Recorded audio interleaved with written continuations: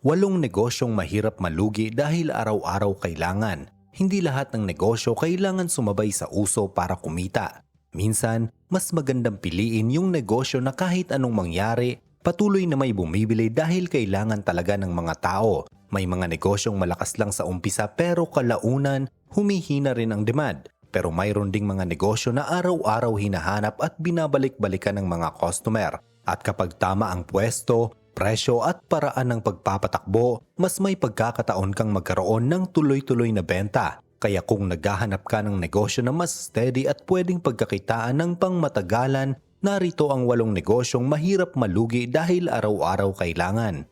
Ang number 1 ay meat shop, fresh meat retailing. Isa sa mga negosyong mahirap mawalan ng customer ay ang meat shop. Dahil araw-araw, maraming pamilya ang bumibili ng karne para sa kanilang ulam. Hindi ito produkto na kailangan pang hintayin mag-trending bago magkaroon ng demand. Baboy, manok at baka ang ilan sa mga karaniwang hinahanap. At bukod sa mga household, maaari ka ring magkaroon ng mga regular na customers mula sa karinderya, restaurant, catering business at mga nagtitinda ng lutong pagkain. Ang maganda rito, kapag sariwa ang paninda mo, tama ang presyo at maayos ang serbisyo, malaki ang posibilidad na bumalik sa iyo ang customer. Kapag nakasanayan na nilang sa meat shop mo bumili, pwede kang magkaroon ng repeat buyers halos araw-araw. Pero dahil fresh meat ang produkto, mahalagang kontrolado ang inventory. Kailangan alam mo kung gaano karami ang kayang maibenta para maiwasan ang nasisirang paninda. Mahalaga rin ang malinis na pwesto, tamang storage at maaasahang supplier. Kaya kung nasa lugar ka na maraming residential houses o malapit sa palengke at food businesses, ang meat shop o fresh meat retailing ay isang negosyong may pang-araw-araw na demand at pwedeng magkaroon ng tuloy-tuloy na customer. Ang number 2 ay LPG retailing. Kapag naubusan ng LPG habang nagluluto, hindi naman pwedeng ipagpabukas na lang ito. Kailangan itong mapalitan. Kaya isa ang LPG retailing sa mga negosyong may regular na demand. Maraming bahay ang gumagamit ng LPG araw-araw. Pero hindi lang households ang pwedeng maging customer mo. May mga karinderya, bakery, restaurant, food stall at iba pang negosyong mas madalas pang magpalit ng tangke dahil tuloy-tuloy ang kanilang pagluluto. At dito nagiging malaking advantage ang delivery. Imbes na sila ang magdala ng empty tank at maghanap ng mabibilhan, isang tawag o message lang, may hahatid mo na sa kanilang bahay o negosyo. Kapag mabilis at maaasahan ang serbisyo mo, mas malaki ang chance na ikaw ulit ang tatawagan nila sa susunod. Hindi rin kailangan na bawat customer ay bumili araw-araw. Ang importante, marami kang customers na magkakaiba ang schedule ng pagkaubos ng LPG. Habang may nauubusan, may panibagong order na pumapasok. Siyempre, kailangan itong patakbuhin ng legal at ligtas. Dahil LPG ang hinahawakan mo, kailangan ang tamang permits, storage, handling, at pagsunod sa safety requirements. Kaya kung may sapat na demand sa inyong lugar, ang LPG retailing ay isang negosyong pwedeng magkaroon ng paulit-ulit at pangmatagalang customers. At bago ang number 3, baka pwedeng pakilike nitong video at pakipindot na din ng subscribe button. Malaking tulong na ito sa ating channel at para lagi ka ring updated sa mga susi sa pagyaman videos. Ang number 3 ay vegetable retailing. Isa sa mga simpleng negosyo na hindi nawawalan ng demand ay ang pagbebenta ng gulay. Halos araw-araw, may mga taong naghahanap ng sariwang gulay para sa kanilang lulutuin sa bahay. Ang advantage dito, maraming klase ng produkto ang pwede mong ibenta. May kamates, sibuyas, bawang, patatas, talong, pechay at iba pang gulay na karaniwang ginagamit sa pagluluto. Malaking factor sa negosyong ito ang sourcing. Kung makakakuha ka ng direkta sa farmers o wholesalers sa magandang presyo, mas may allowance ka para kumita habang competitive pa rin ang presyo mo. Kailangan mo lang bantayan ang dami ng stocks dahil mabilis masira ang ilang klase ng gulay. Mas magandang mabilis ang ikot ng paninda kaysa maraming stocks pero marami naman ang nasasayang. Kapag sariwa ang paninda, maganda ang presyo at convenient ang pwesto mo, ang vegetable retailing ay simpleng negosyo na pwedeng magkaroon ng customer araw-araw.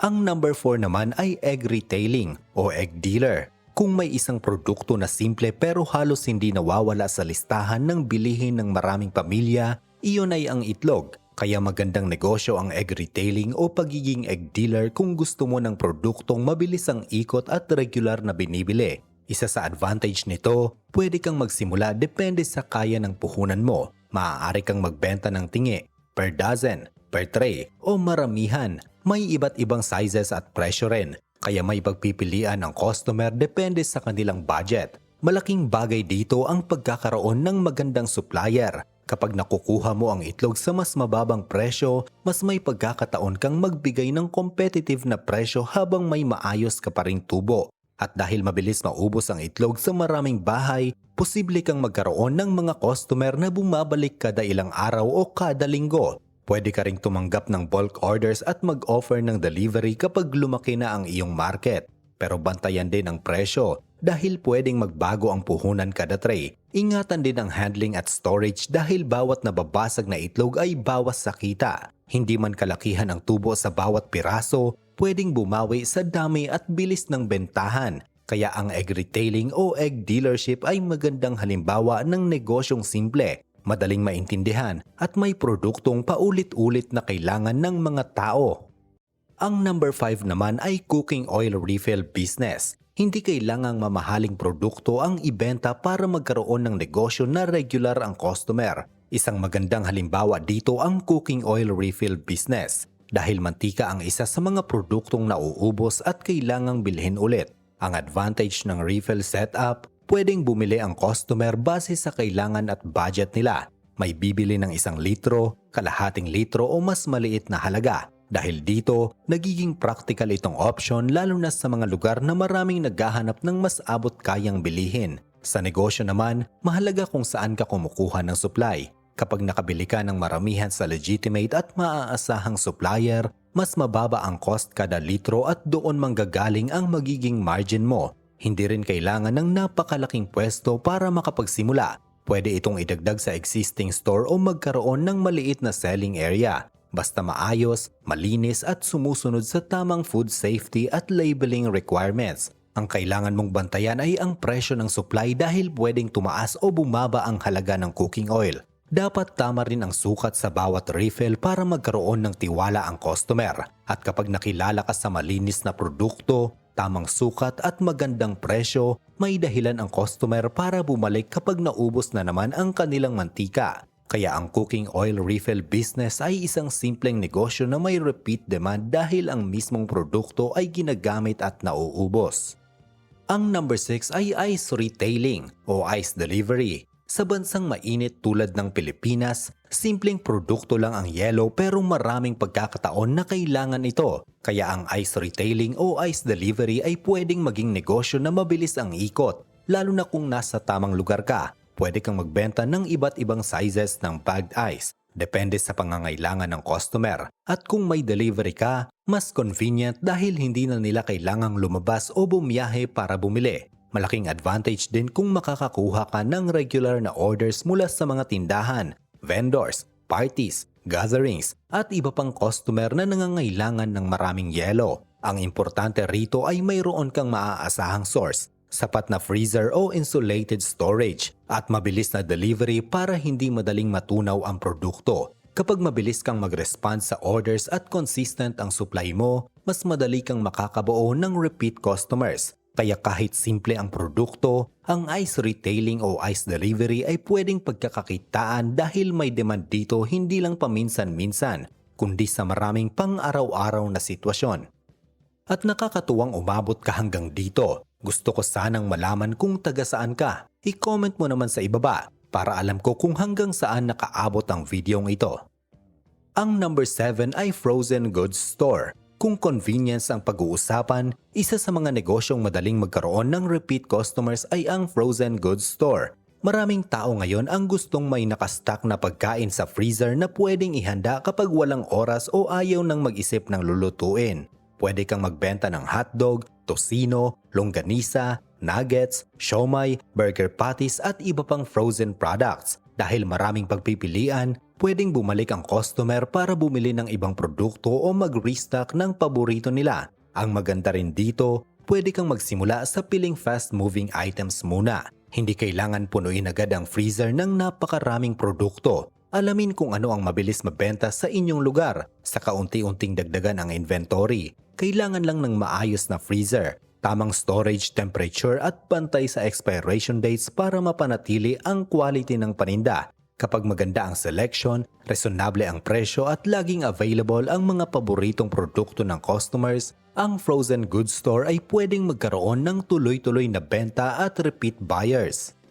Ang number 8 at panghuli natin ay fresh fish stall. Isa sa mga produktong mas gustong bilhin ng tao ng sariwa ay isda. Kaya kung nasa lugar ka na maraming bumibili ng pang-araw-araw na ulam, pwedeng maging magandang negosyo ang fresh fish stall. Pwede kang magbenta ng mga karaniwang hinahanap tulad ng bangos, tilapia, galunggong at iba pang isdang available sa inyong lugar. Ang sikreto rito ay hindi paramihan ng paninda, kundi kung gaano kabilis mo ito maibibenta habang sariwa pa. Malaking advantage kung mayroon kang direktang source mula sa fish port, palaisdaan o trusted supplier. Kapag maganda ang kuha mong presyo, mas may pagkakataon kang kumita habang resonable pa rin ang presyo sa customer. Pwede ka ring magdagdag ng libreng paglilinis o paghihiwa ng isda. Simpleng serbisyo lang ito, pero malaking convenience para sa buyer at pwedeng maging dahilan para sa iyo sila bumalik.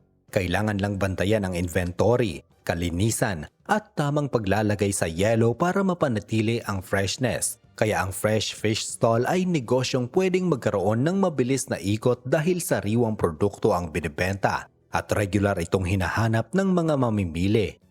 At yan ang 8 negosyong mahirap malugi dahil araw-araw kailangan. Tandaan, walang negosyo na garantisadong hindi malulugi, pero malaking advantage kung ang produkto o serbisyo mo ay may regular na demand at paulit-ulit na kailangan ng mga tao. Ang importante, piliin ang negosyong bagay sa lugar mo, pag-aralan ang presyo at kompetisyon, at magsimula sa puhunan na kaya mong i-manage. Sa 8 negosyong nabanggit natin, alin ang pinaka-interesado kang subukan? I-comment mo sa ibaba. At kung nagustuhan mo itong video ay huwag mo namang kalimutang pindutin ang subscribe button para kapag nag-a-upload ako ay mapapanood mo kaagad. At hanggang dito na lamang muna, naway nasa mabuti kayong kalagayan. Laging tatandaan, ang utak nyo mismo ang susi sa pagyaman.